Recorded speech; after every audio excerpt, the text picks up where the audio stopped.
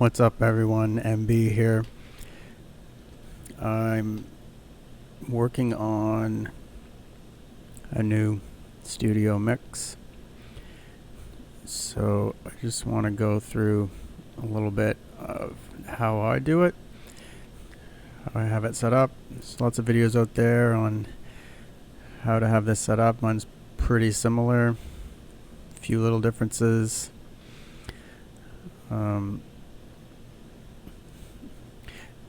As far as whether some think that doing it this way is the lazy way,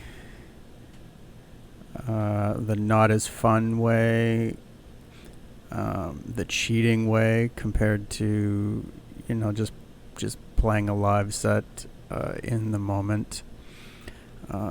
This is what it is. It's a studio recording. So I'm not pretending to play to a live audience. I'm not pretending like it was all done in one take from start to finish. That's not what a studio recording is. You buy a CD for a band, you listen to it, you know that they didn't record those in one take, right? They do multiple takes over the course of a day, 2 days, weekend, wherever. You're working in the studio, you want it to sound as perfect as possible if it's for an album release, right? So DJ sets are no different. We can play live, we can play in front of people, and that's all well and good, but sometimes it's fun to just craft a mix from start to finish exactly how you want it to sound and edit it exactly how you want it to be, and get creative in ways that may be more difficult to do playing live. Playing one track to another on, vinyl, CDJs, whatever it is, that's fun, has its place. Sometimes I just like to do it this way. I've got just a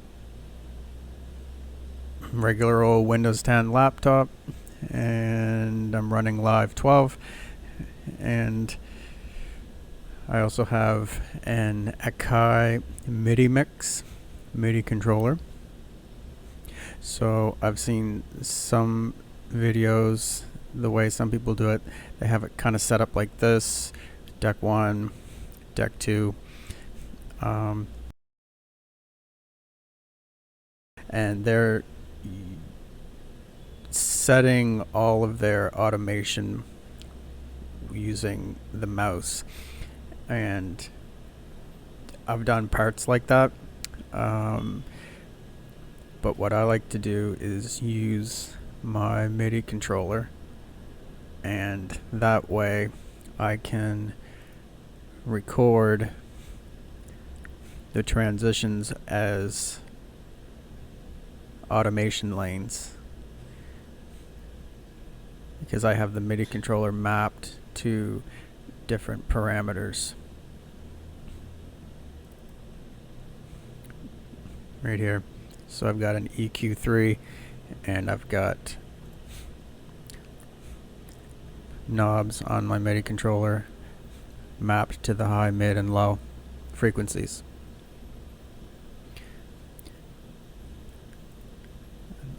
That way for both decks. And then I also have a slider on the MIDI controller mapped to the main volumes of each audio track. So that way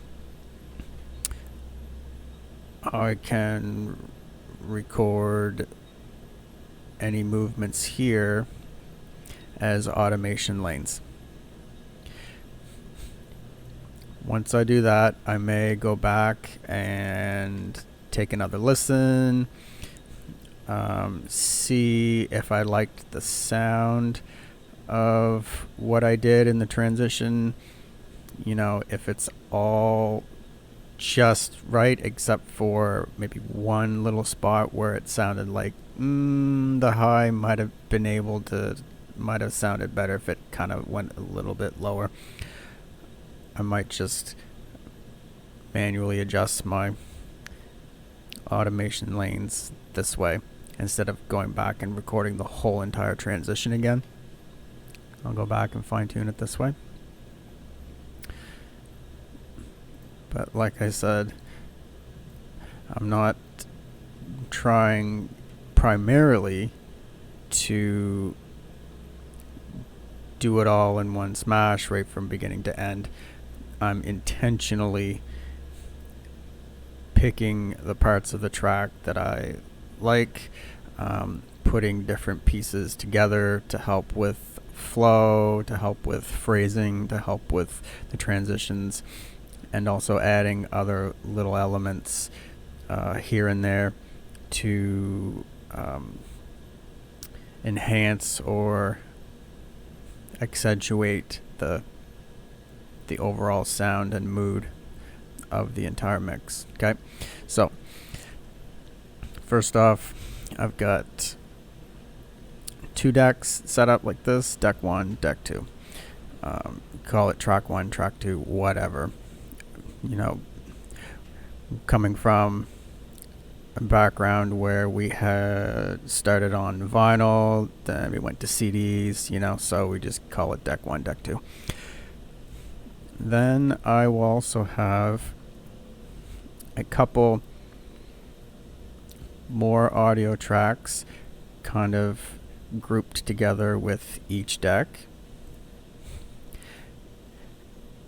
And these are for adding small bits and pieces of certain elements from the different tracks that I may want to hear, say, in the background, something like that.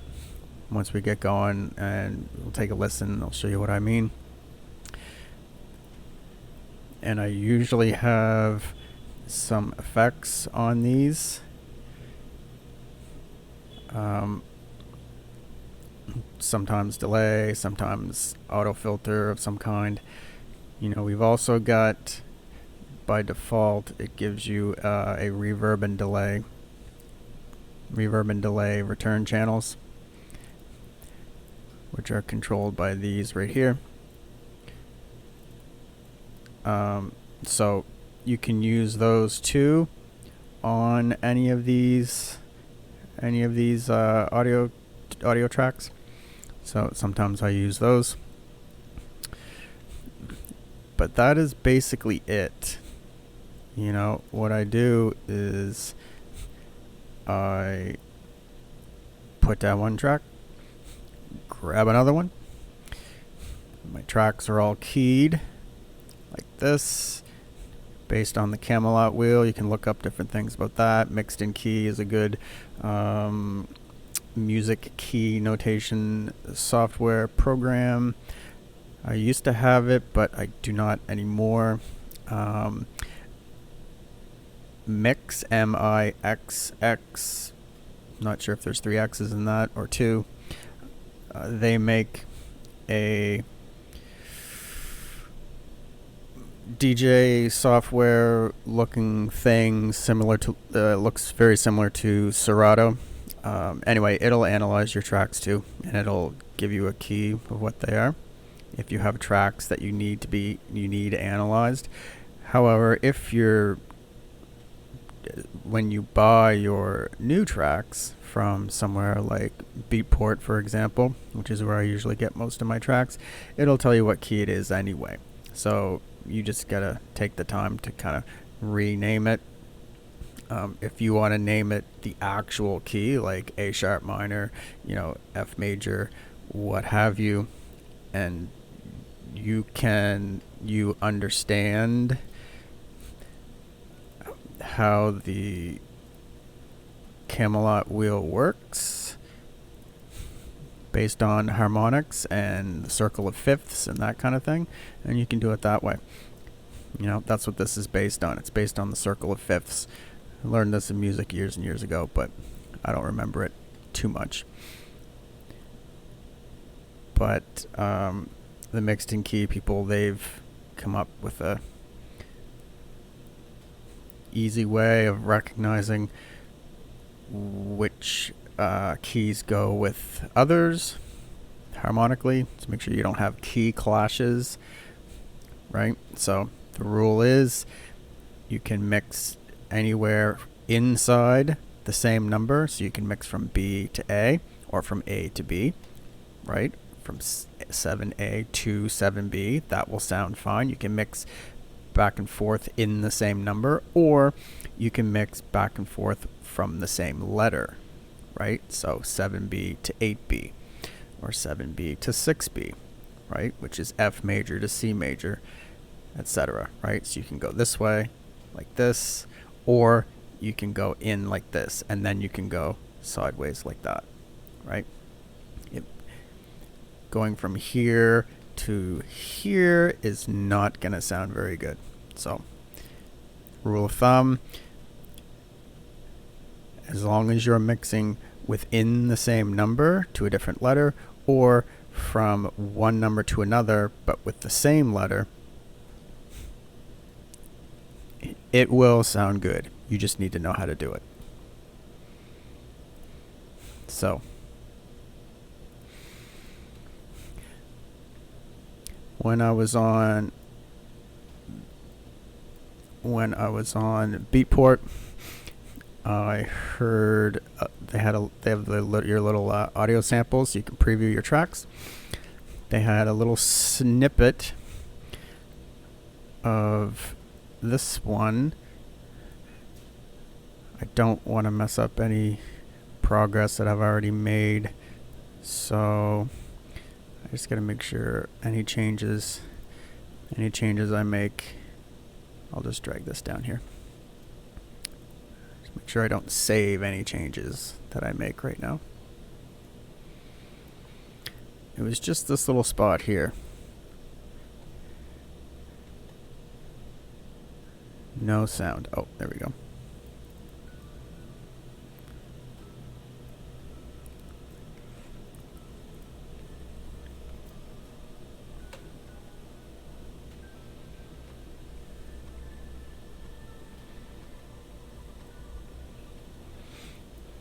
This is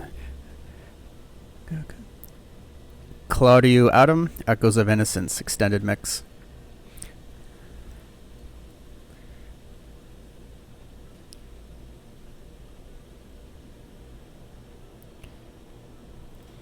Right, so it was this part here, kind of a breakdown of some kind. Technically not the beginning of the track. Okay.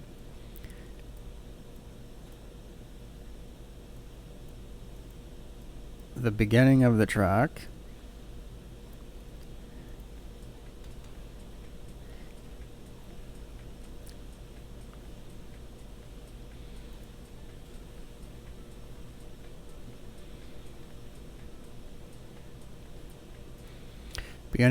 is up here, but I liked the sound of this part here. It sounded like it was a good beginning track or beginning part to a mix.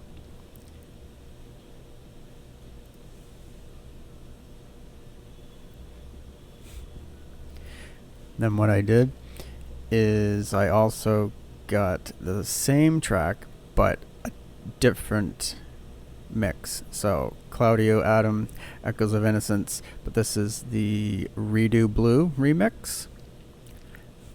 And since they're both in the same key, 8A, I know that they're going to sound fine together because they're both, this one is based off the original track. It's the same key. That's not always the case. Sometimes you'll get a remix and it's a different key than the original, but in this case, it's the same key. And the overall sound of this one I preferred once the mix starts going. I preferred the sound of this one. However, this one did not have as nice of a, I shouldn't say it like that. This one did not have the same type of breakdown here.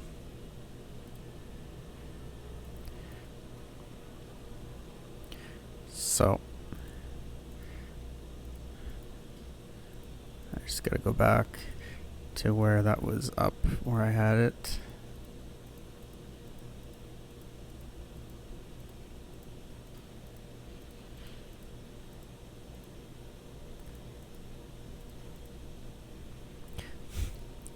So I wanted to use that breakdown of this one, but also add a little bit of the breakdown from this one until the main drop, which is right on this bar here.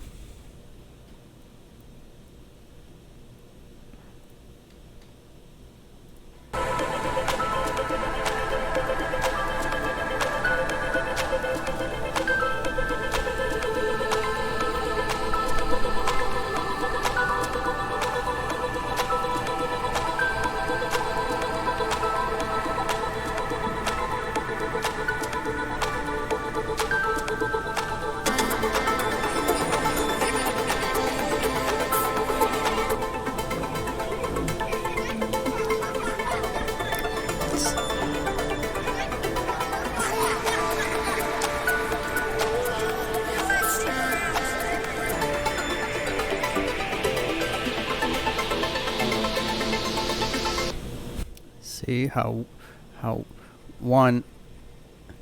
this one on its own added to this one. So I have the both of them playing. Just the level on this one down just a little bit. By the way, these are set to -2 dB. That's as high as they will go. I'm just making sure that there's no red and clipping going on. You might see some red in here, but that is being dealt with by this, and nope, nothing on there. That's being dealt with by right here. I've got this turned down. This will only go up as high as 2, and I've also got a utility lowering the signal by 8 dB here. I just want to make sure that on my master that, you know, there's no clipping and red going on, because that's going to make the sound like garbage. So, but if we listen to this drop here,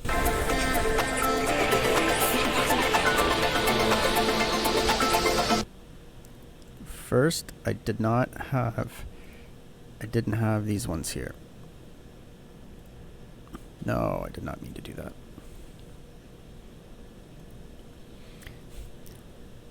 And it sounds like it goes from way too busy to almost nothing except a beat, and it drops off in volume and presence a little too quickly. I'll show you what I mean.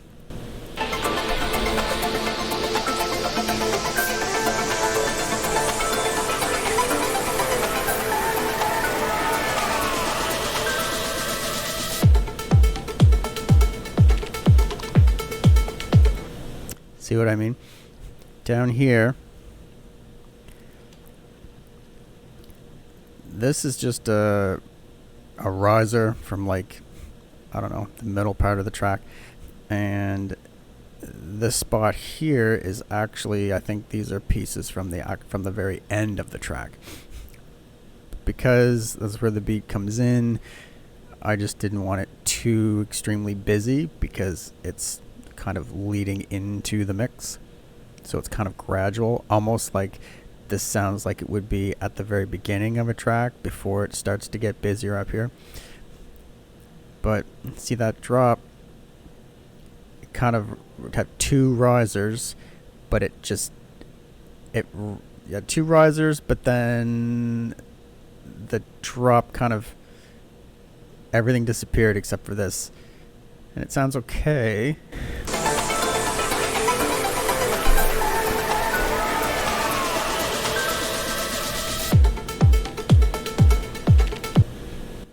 But it was missing something. So what I did was I just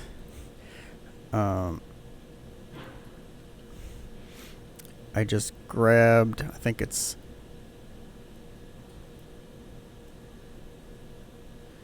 16 bars. I think it's these 16 right here. I just grabbed those and copied them over so that when this comes in, this kind of has a little bit more of something still in the background, and it just sounds a little better.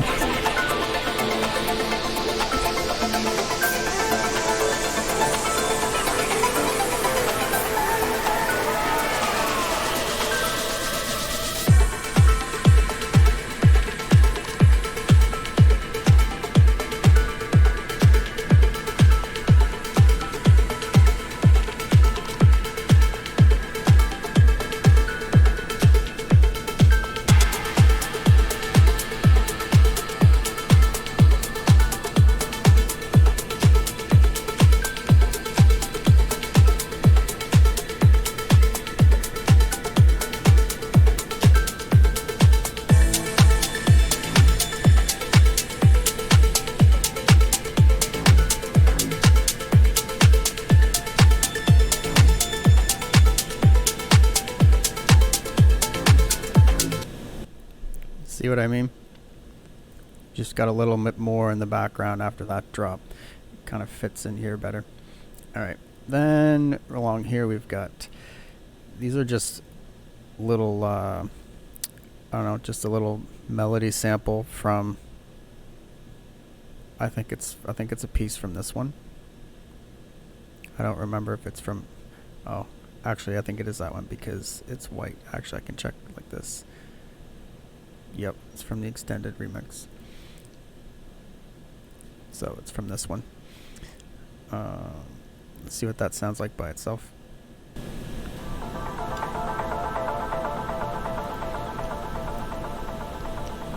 So that's just a little melody vocal sample in the back with a filter and a delay. But with everything together,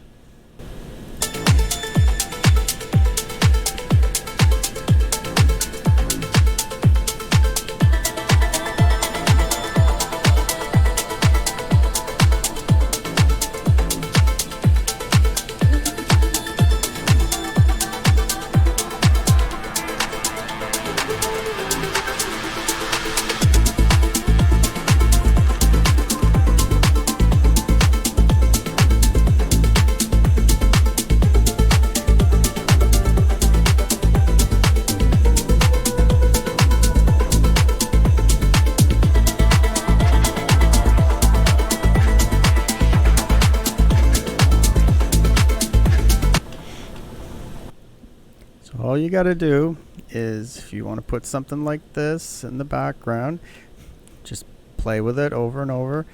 Play with it a few times. Set your delay to whatever. Play around with these settings here till it sounds like the way you want it to sound. Till it sounds good to you. It's not like I just threw these in and it was great the first time. I had to mess around with these settings here. You know, maybe I had this too like over here.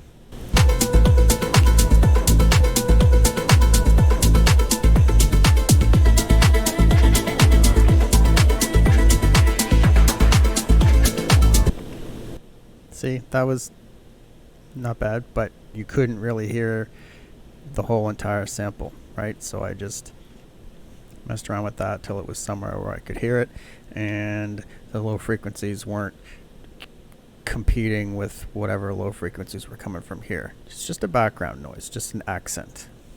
All right. So originally right about here, like right in this section, it actually got to the last breakdown and build, but it seemed like it was a little too quick. So I had to add, I guess it was here. I had to put in another 16 bars of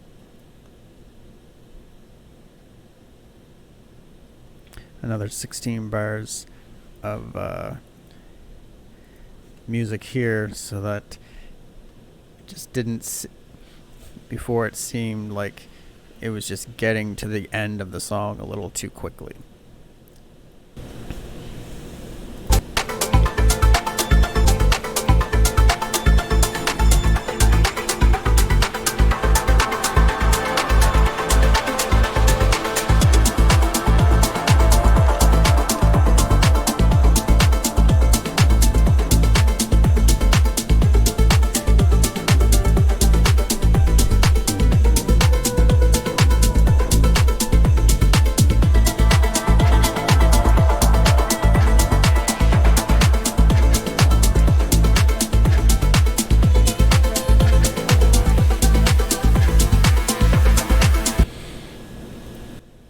So right here we've got the breakdown from this version and the breakdown from this version.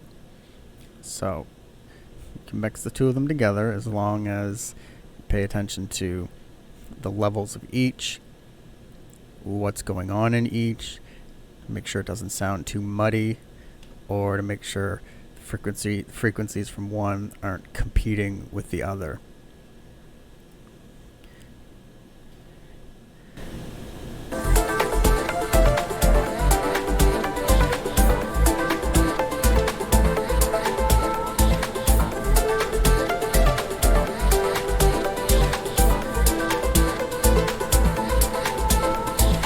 So that one's got those plucks and the vocals. This one here,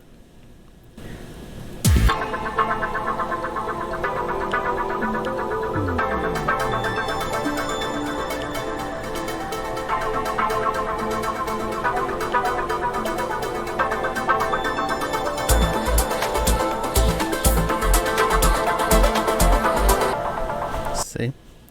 This one here, whoops, did not mean to do that.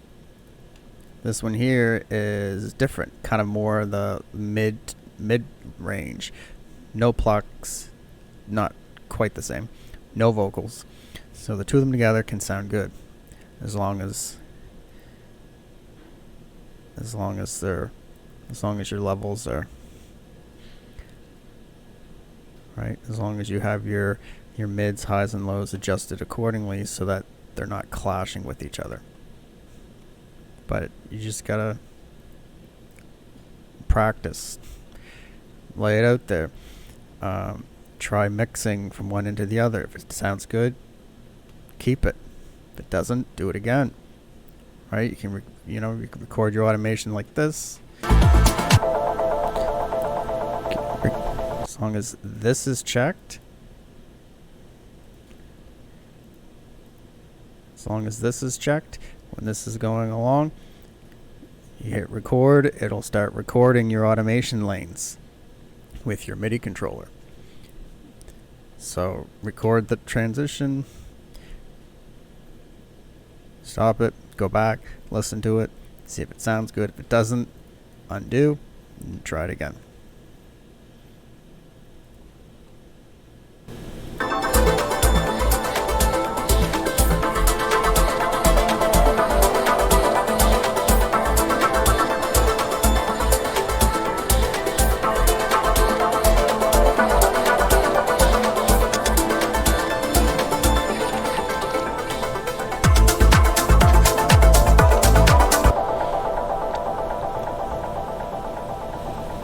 This one here.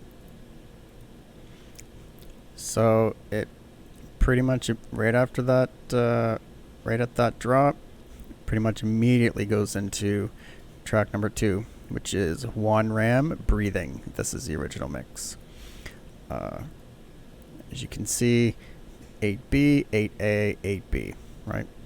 You can pick all your tracks to be the exact same key if you want, to make sure that they work, quote unquote work, but the mix will start to sound somewhat boring after a while. If, you know, you want to practice being able to move around that wheel. You want to practice, right? If you start here, you might have some tracks that sound awesome and they're like over here. You need to get to them eventually. You need to get to these somehow, right? So you might have to make your way around the wheel to get here.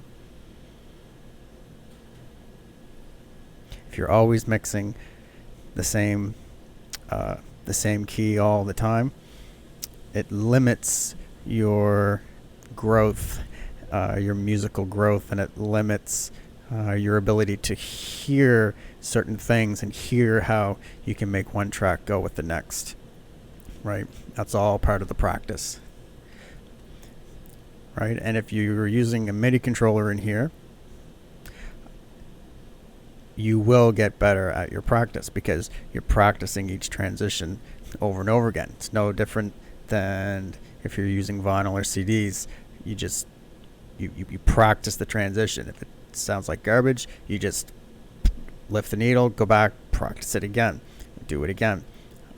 Recording helps to go back and listen to see where you were doing it right and where you maybe need to improve.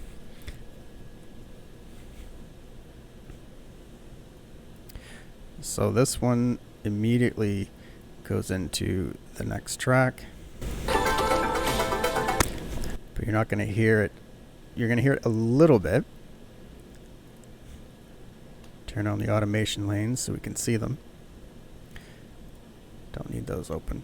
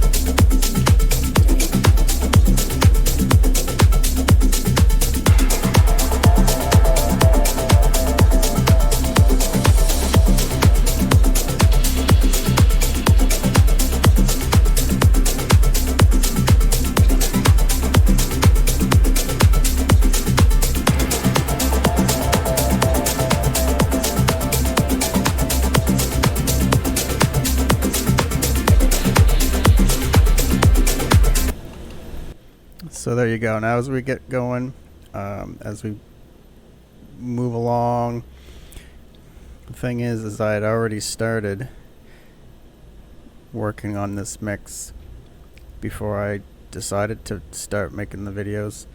So I was already at a certain point. You know, I was already so far along. 1, 2, 3, 4, 5, 6, 7, 8 tracks in.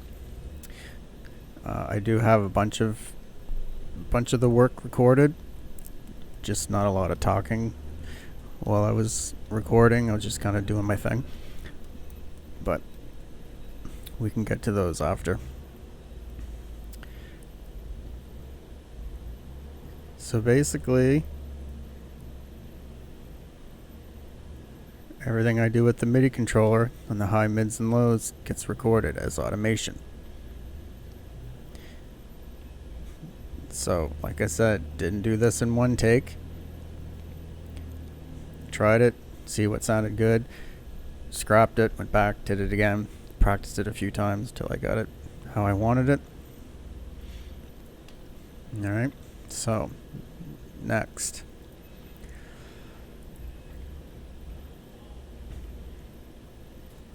So sometimes I've got 1, 2, 3, 4, 5 clips. Those are all the same clip, just duplicated 5 times. And the reason I put those ones in is because at this drop here, when this track kind of gets into what it's doing, I wanted everything from this track gone except for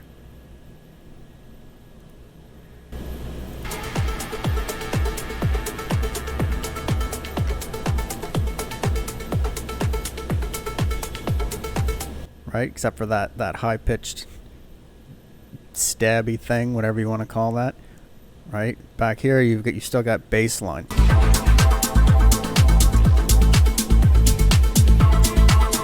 Right, I want that bass line gone because this bass line has now taken over.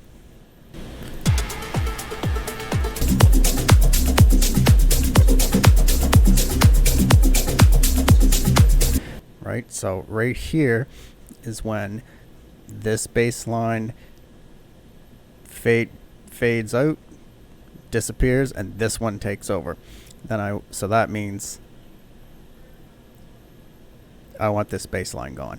Now, yeah, I could just completely kill the bass line with the EQ low, and that would work. But I wanted something, some element from this track to be able to cut through that you can hear for the very end.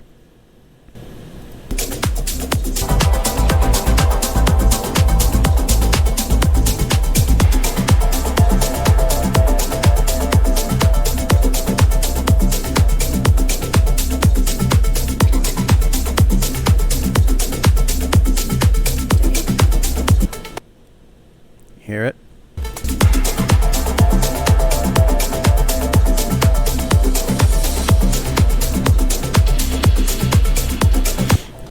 Like I say, I'm not pretending to play this live in front of people. That's not what this is.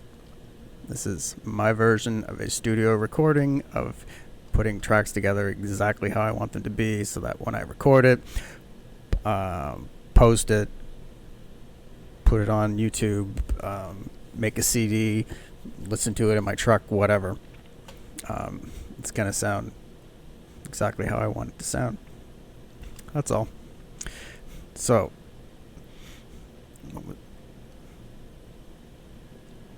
see, I've got doing the same kind of thing here.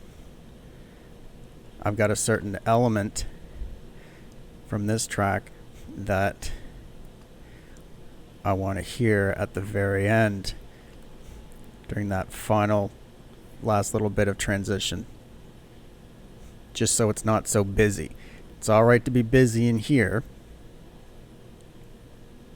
All right, you're busy in here because this is the meat of your transition. Then after that, it's almost like the outro. It's like the outro of your transition. Sometimes you want to pick something that's not as busy, reduced. Maybe the bass line is gone. Looks to me like that's probably a piece from here, which is probably like a breakdown. So there's not much bass going on. So that way the two basses aren't competing with one another.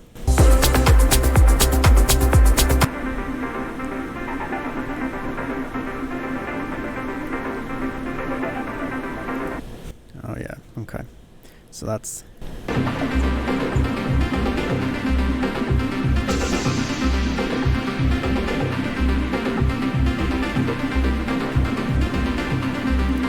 So that's a little piece of this this part here.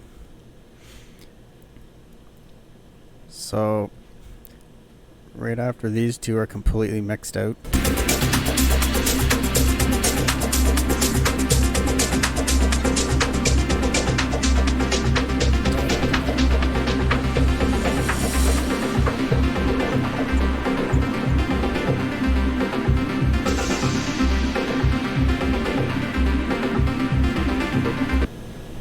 so breakdown, drop somewhere right here.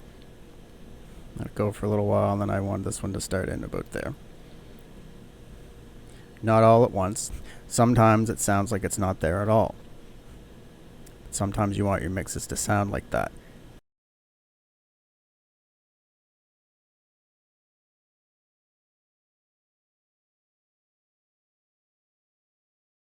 So